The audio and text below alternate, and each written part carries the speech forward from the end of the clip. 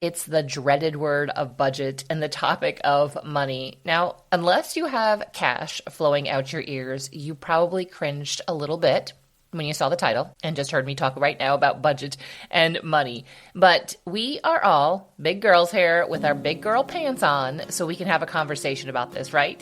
Because guess what? If you don't, it may cause issues that you don't need to have in your homeschool, in your family, in your relationship with your husband. We don't need any extra drama or anything. So in this episode, you're going to get specific tips to create a budget, and then we will wade into the territory of sticking with it. Are you ready? Grab a hold of those big girl pants and let's go. Welcome to Little by Little Homeschool Podcast. I am your host and the founder of Little by Little Homeschool, Leigh Nguyen. I am a mom who never intended to homeschool, and I am closing in on my final homeschooler graduating and being done with what I call is my homeschool career. It's been such a blessing, and I hope that through this podcast episode, I can offer you the encouragement that I needed when I was in your shoes. I'm so glad you're here. Let's get into today's topic. Can I be honest and admit something to you? And that is that money and budget, talking about that, used to make me cry. Like, not just like a little bit, but just like a stupid cry. And I personally have not always been good at having these conversations. Now, a few years ago, my husband and I began sitting down at the end of the year to plan out our budget for the next year. And for years, it would always end in me crying, or maybe not end. I might have started the entire conversation with tears in my eyes. And I realized after a few years, I was like, this is silly. Why am I doing this? And so I decided that that was not the reaction I needed to have. And I had to think about money differently and just see it differently. And so then the past few years, I have been fine. And the first year that I didn't cry, afterwards I said, did you notice I didn't cry? And he's like, yes, I did. Thank you very much.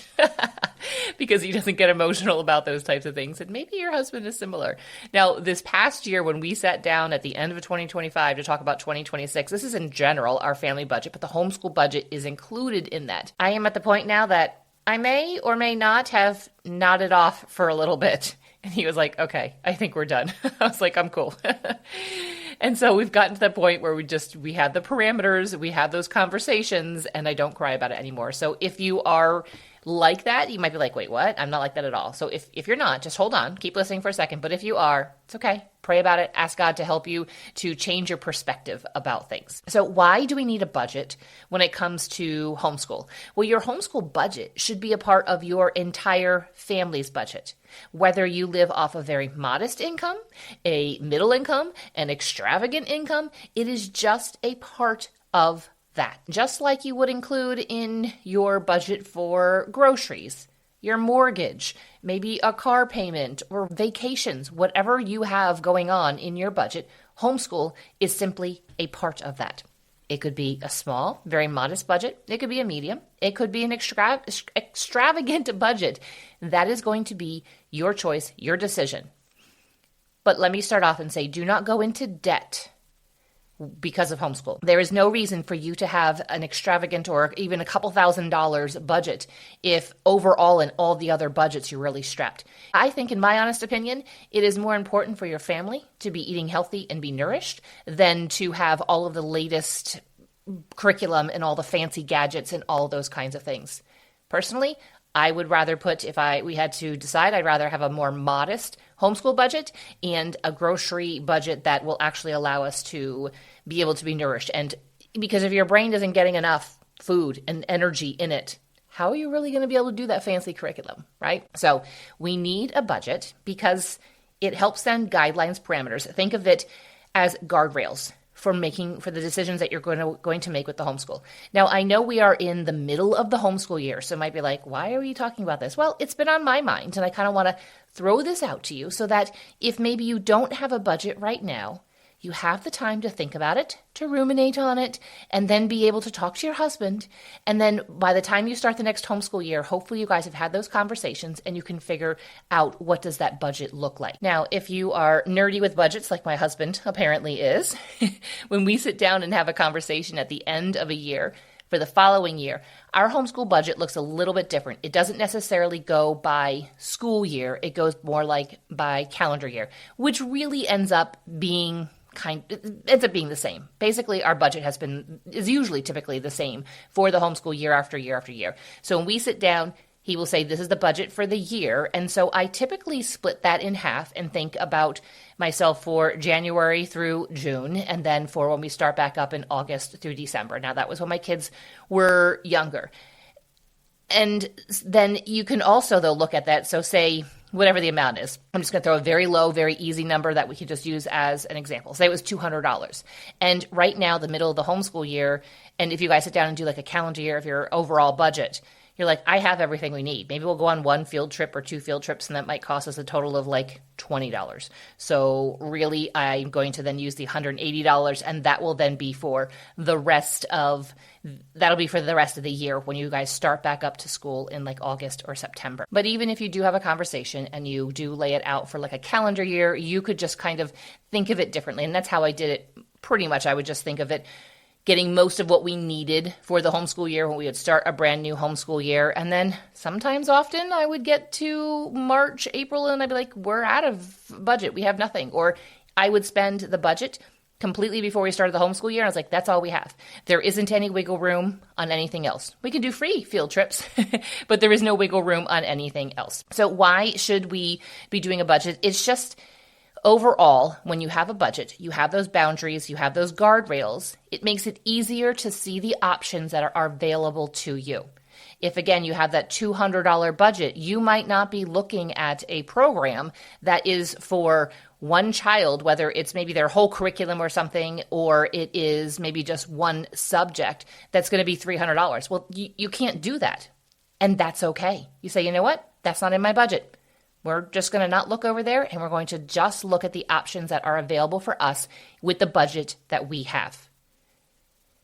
Also, having a budget, it helps to train you to manage money better. I don't know if you take care of the money in your house or you don't take care of the money or how much you are invested in it. We have done various different things over our marriage, and I won't get into that right now. That could be a whole nother story. But it helps to train you to manage your money and to manage your budget, but it also then helps the kids. You are a model for them.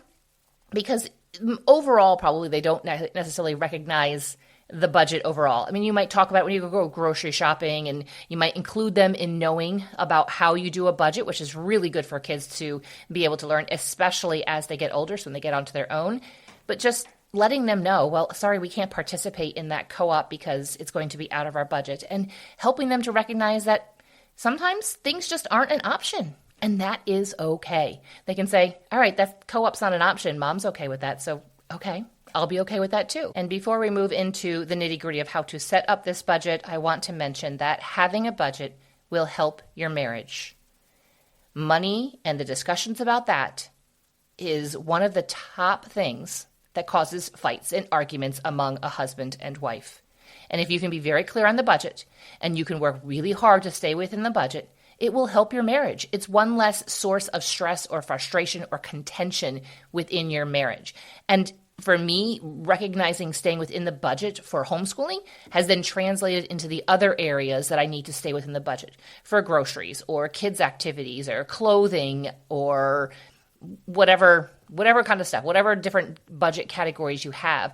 Homeschooling really helped me to see like, okay, I can get scrappy on this, or it's okay that I don't have access to certain things, or I can't get certain things for homeschool. And then that would translate into other areas of the budget, but it will help your marriage. I promise you.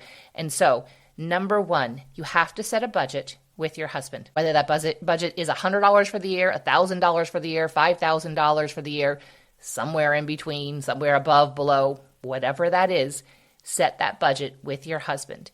And then you be determined to stay within that budget. I personally think that no amount is too small when it comes to homeschooling budgets.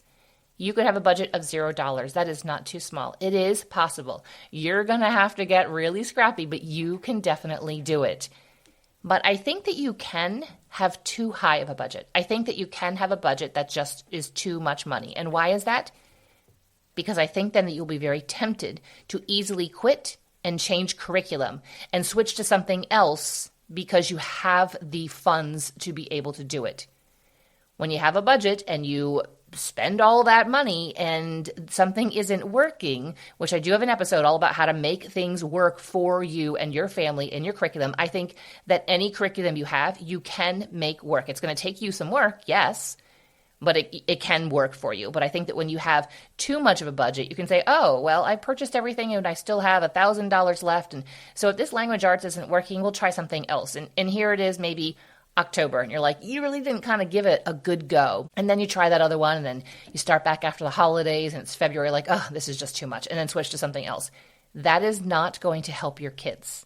It is better to stick with one curriculum that maybe isn't the optimal curriculum for you, and to continue with it, as long as it's not terrible, okay? It just might not be working with their brain as well, and then so you just have to get creative and help it to work with your brain, with your child's brain. Now let's get into how do you actually set a budget? Well, let's go back to the having an honest conversation with your husband and saying, really, this is what the budget is, and this is how many kids we have, and so I have to make this work. And again, if you have money flowing out of your ears and you're homeschooling one child and the budget could be, $50,000 or something. Well, maybe send them to college. But if you have like a great, huge, just still put a cap on it. It will force you then to use what you have and to become resourceful and to become creative and make things work. Again, there can be some really terrible curriculum out there, and then that's okay to go ahead and change. But it's too much for kids when you're constantly changing their curriculum.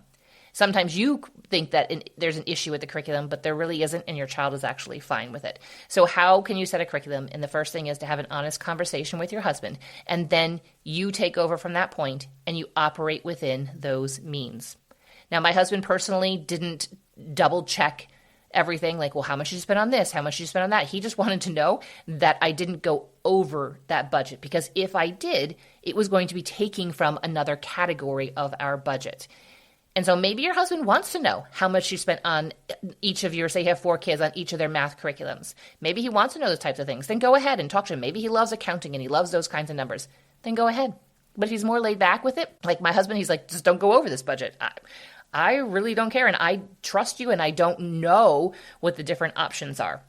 And he's like, you don't have to tell me every little line item. Just stay within that budget. So we have had years of, now I have 3 kids, and 2 are graduated now, so I just have the one. But there were years where we were homeschooling all 3 kids on a budget for homeschool of $150. And then there's been times where we've had a budget of $2,000 for 3 kids. Now, typically when it has gone to that higher range is when I had kids that were taking dual enrollment courses online. So therefore college courses, which yes, are much cheaper than once they graduate from high school and are taking those courses, whether it's online or in person, even at a community college, it's so much cheaper. But either way, the course might have been $400 or $500. And so sometimes that higher budget, most of the budget would go to the student that was then taking those classes. And so say it was a $2,000 budget that we had, and I had a child that was taking, let's say, 3 courses, and they were $400 each or something like that. And so it was $1,200. I'm like, okay, so now I have $800 for the other subjects that they need to do that year, as well as for both of the other 2 children that we were homeschooling. Okay, so kind of give you an example of what that looks like. And for the $150, it'd be like all 3 kids. And I'm going to tell you that it wasn't necessarily, so say it's $150, 3 kids. I didn't say $50 for each kid. Like that was the overall budget. And I found with my kids when they were younger, and say all in elementary school, I spent the most on the budget with my daughter. And then, so say the math, and we really liked the math, and I had the extra stuff that went with it. Therefore, when my younger son got to that grade, there's 2 years between them. When he got to that grade, all I had to do was purchase the $20 workbook. And so typically what it looked like was most of the budget went to the oldest, because the other younger ones would then use that curriculum. And the youngest one, typically the least amount of the budget went towards him, because I didn't need to get that much. Now that it's at the point where it's just him, 100% of that budget just goes to him and his curriculum and his home education. Now you're at the point, you had a conversation with your husband, you have a number in mind on paper, you know what the guardrails, you know what the parameters are. And so you're saying, okay, this is how much I have, and I can't go and purchase anything super fancy for all kids, or maybe you purchase one thing that's fancy that you guys can do in some type of family style learning. I would suggest that the priority is math and language arts for each one of your children. Once you get those, then sometimes there could be some years where everything is spent. You've gotten the math and language arts for all your kids, and you're like, I've got no more budget. Rest assured, you're okay. So those two subjects right there are the skill subjects. If you listen to the episode about skill subjects versus content subjects, I will link that in the show notes. And I'm also going to link an episode about changing curriculum as well. You can do those content subjects such as science and history and geography and art and music and maybe economics and government and, when you get into history, world history or American history, any of those things can be done very cheaply. We've got the library. We've got YouTube. We've got just tons of different resources that are online. You can find free courses online. Lots of things. If your kids are older, there's a lot of stuff like on Hillsdale College. Those are all free. They just want your email address. But there's a lot of different options. So I would make the priority your math and your language arts. If that even is hard to do within the budget, start getting a little scrappy. I mean, not everything has to be purchased brand new. Obviously, you don't want to purchase a math workbook that's already been done and consumed. You don't want to do that. But maybe the teacher's guide can be purchased used. Maybe you have a friend that's a couple years ahead of you that is homeschooling and doing something similar. Or maybe you just ask her, so do you have any curriculum that I could possibly use for my kids of this age? And you decide with the curriculum based on what she is willing to let you borrow. But be that friend that returns whatever you have borrowed in just as good a condition as when you borrowed it. There are curriculum sales you can go to. There's ways you can purchase curriculum online. I have done both of those things. Finally, before we close, I want to say that when it comes down to your curriculum and your budget, say yes when it comes to curriculum and activities and co-ops and field trips and all the options and the resources. Say yes if it's something that's important to you. The areas that are important that align with your family culture, say yes to those. And then don't be afraid to say no to the things that don't align with your family culture. For example, maybe it's a co-op and it might even be in your budget, but it's maybe 2 days a week and there's a lot of work that you have to do, or even 1 day a week. And there's a lot of work that you have to do in between and a lot of homework to do. And you're like, you know what? We can afford it, but that doesn't really quite align with our goals and what we're looking at here for homeschool. It's okay to say no. And then you're going to adjust what you're saying yes and what you're saying no to every year. Now, your family culture can shift and that kind of stuff. If you've been in your homeschool blueprint, you've heard about that. But it's okay to change yearly what the emphasis and what your goals are for that year. I hope this has encouraged you. If you are not on the newsletter, the bulk of everything that I share a little bit on social media, and I had someone email me like, thank you so much for sending out this newsletter and for the podcast. I'm not on social media. And I say, you're not really missing anything from me on social media besides maybe some behind the scenes clips and stories on Instagram that sometimes end up over at Facebook as well. But really, if you want the bulk of encouragement and information and tips and all the things about homeschool, you're going to want to keep listening to the podcast, but then also join the newsletter to get the 2-Tip Tuesday. There's going to be a link in the show notes, and there's also some follow-up podcast episodes linked below in the show notes that I highly encourage you to listen to now that this one is over. I'll see you back here in just a couple of days.